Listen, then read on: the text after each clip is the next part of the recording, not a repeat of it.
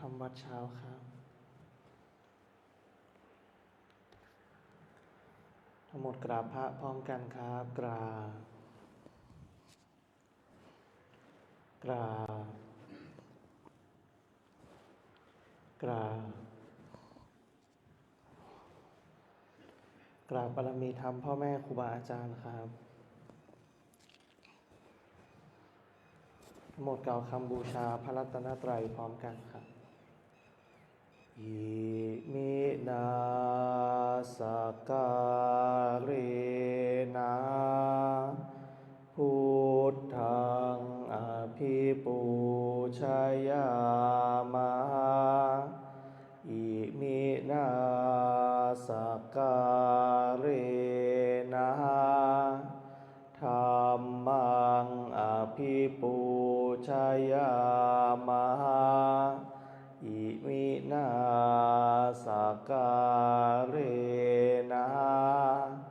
สังฆังอภิปูชยามะอะระหังสัมมาสัมพุทโธภควาพุทธังภคะวันตังอภิวาเทมิสวากขาโตภควตาธัมโมธัมมังนามัสสามิสุปฏิปันโนภควโตสาวกสังโฆสังฆังนะมามิเปิดหนังสือหน้าที่4ครับหันธรรมยังพุทธสสะภควโตปุพพภาคณมะการังกโรมะเสนะโมตัสสะภะคะวะโตอะระหะโตสัมมาสัมพุทธัสสะนะโมตัสสะภะคะวะโตอะระหะโตสัมมาสัมพุทธัสสะนะโมตัสสะภะคะวะโตอะระหะโตสัมมาสัมพุทธัสสะพุทธังสารนังคัจฉามิธัมมังสารนังคัจฉามิสังฆังสารนังคัจฉามิทุติยมปิพุทธังสารนังคัจฉามิทุติยมปิธัมมังสารนังคัจฉามิทุติยมปิสังฆังสารนังคัจฉามิตติยมปิพุทธังสารนังคัจฉามิตติยมปิธัมมังสารนังคัจฉามิตติยมปิสังฆังสารนังคัจฉามิธรรมที่พระพุทธเจ้าทรงแสดงไว้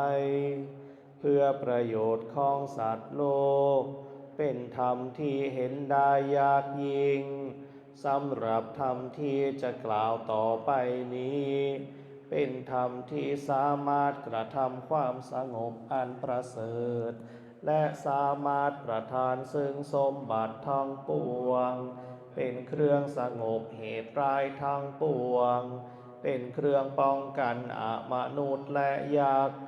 เป็นเครื่องระงับความตายก่อนกำหนดเวลา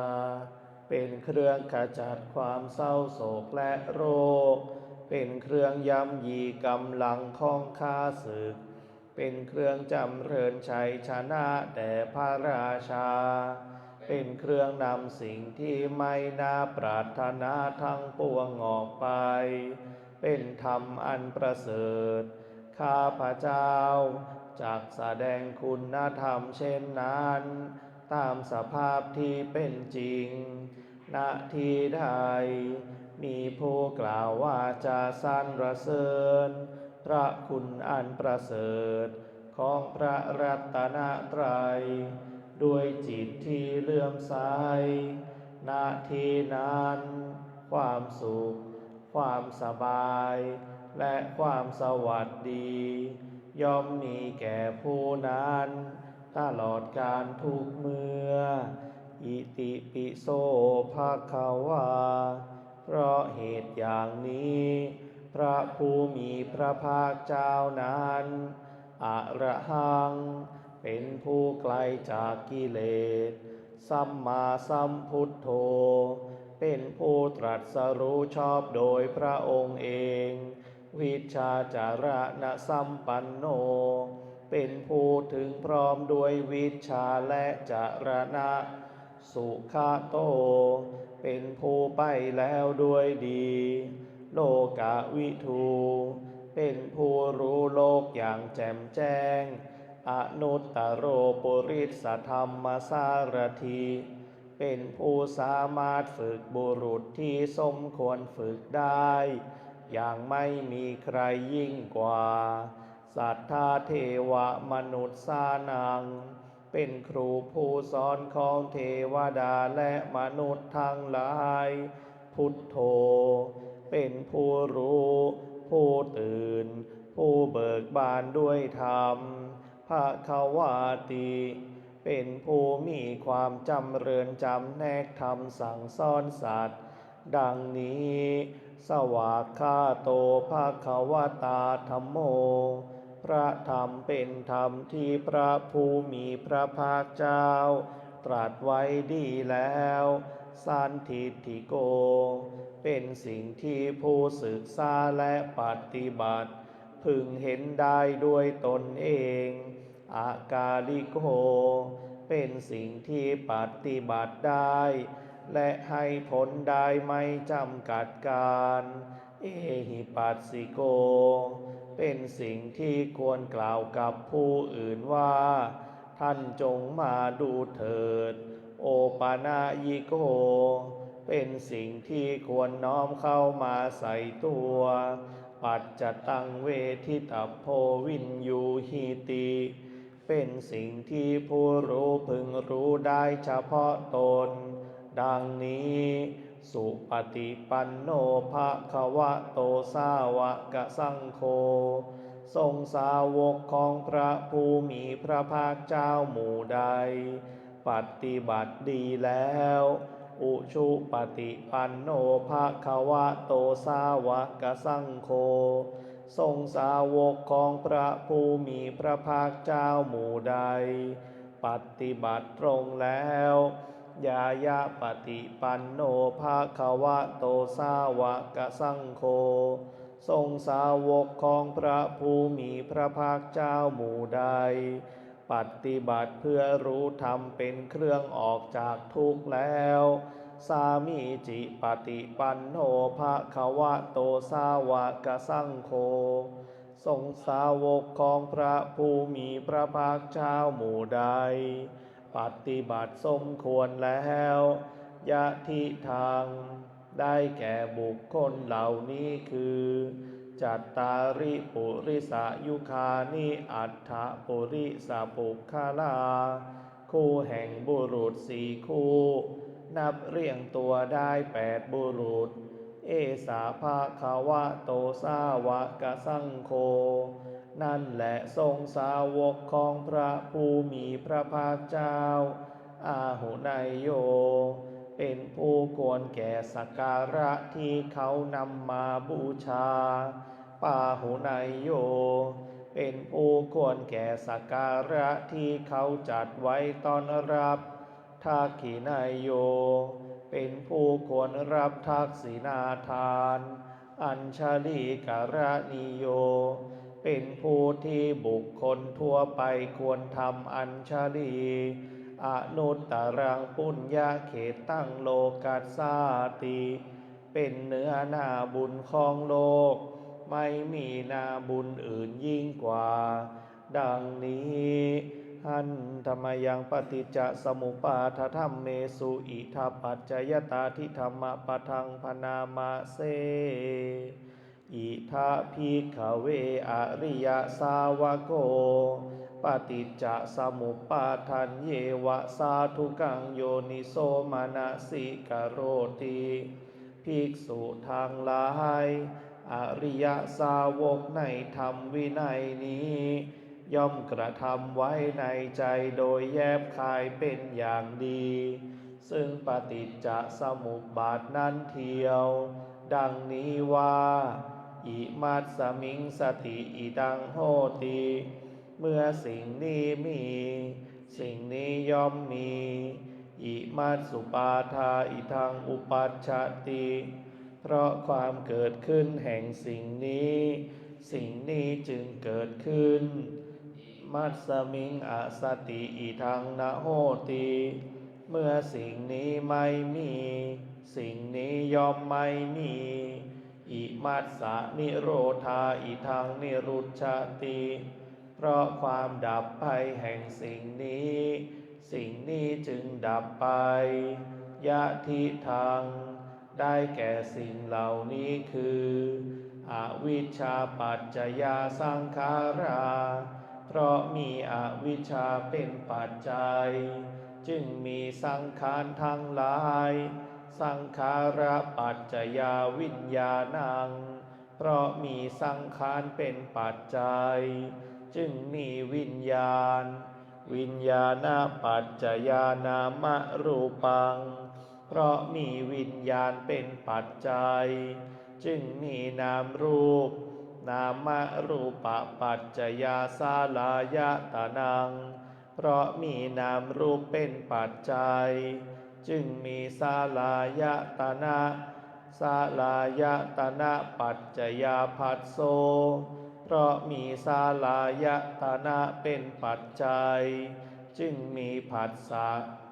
ผัสสะปัจจยาเวทนาเพราะมีผัสสะเป็นปัจจัยจึงมีเวทนาเวทนาปัจจยาตัณหาเพราะมีเวทนาเป็นปัจจัยจึงมีตัณหาตัณหาปัจจยาอุปาทานังเพราะมีตัณหาเป็นปัจจัยจึงมีอุปาทานอุปาทานาปัจจยาภโวเพราะมีอุปาทานเป็นปัจจัยจึงมีภพภาวะปัจจยาชาติเพราะมีภพเป็นปัจจัยจึงมีชาติชาติปัจจยาชารามรณังโสกปริเทวะทุกขโทมนัสสุปายาสาสัมภวันติเพราะมีชาติเป็นปัจจัยชารามรณะโสกปริเทวะทุกขโทมนัสอุปายาสะทางหลาย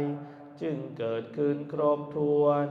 เอวะเมตัสสะเกวลัสสะทุกขคันทัสสะสมุทัยโยโหติความเกิดขึ้นพร้อมแห่งกองทุกข์ทั้งสิ้นนี้ย่อมมีด้วยอาการอย่างนี้อวิชชายตเววะอเสสะวิราคะนิโรธาสังขาระนิโรโธเพราะความจางคลายดับไปโดยไม่เหลือแห่งอวิชชานั้นเทียวจึงมีความดับแห่งสังขาร